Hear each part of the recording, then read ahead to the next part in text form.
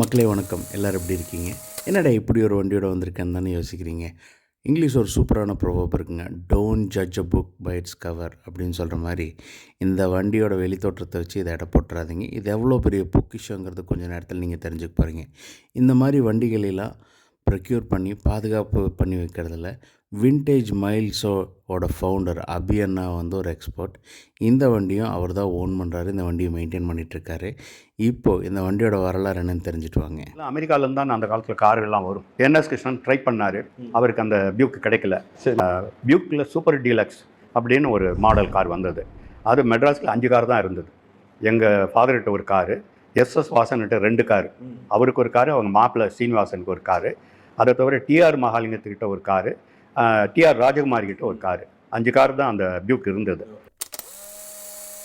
மக்களே, ஒரு தமிழ் படத்தில் ஒரு பாட்டு வரும், யாரென்று தெரிகிறதா அப்படின்னு சொல்கிற மாதிரி, அப்பேற்பட்ட எக்ஸைட்டடான பிராண்ட்ஸில் ஒரு காலத்தில் இந்தியாவில் இருந்திருக்கு. அதுக்கான சான்று தான் இந்த பியூக் பிராண்ட். இந்த வண்டியை பற்றி இவ்வளோ நேரம் அவங்களோட பர்சனல் எக்ஸ்பீரியன்ஸ் ஷேர் பண்ணது யாருன்னு கேட்டிங்கன்னா, ஏவிஎம் மெய்யப்ப செட்டியார் ஐயாவோட செகண்ட் சன் குமரன் சார் தான் வந்து இந்த வண்டியை பற்றி இவ்வளோ டீட்டெயில்ஸ் சொன்னார். அப்போ அந்த காலத்தில் இந்த பிராண்டுக்கு எவ்வளோ டிமாண்ட் இருந்திருக்குன்னு நீங்கள் பாருங்கள். பியூக்குங்கிறது உலகளவில் ஒரு இன்டர்நேஷ்னல் ப்ரீமியம் பிராண்டுங்க. ஸோ அந்த கம்பெனி வந்து ஓன்டு பை ஜென்ரல் மோட்டார்ஸ் யாருன்னு கேட்டிங்கன்னா, இந்தியாவில் முதல் ஆட்டோமொபைல் மேனுஃபேக்சரிங் யூனிட் ஆரம்பித்த கம்பெனியும் ஜென்ரல் மோட்டார்ஸ் தான்.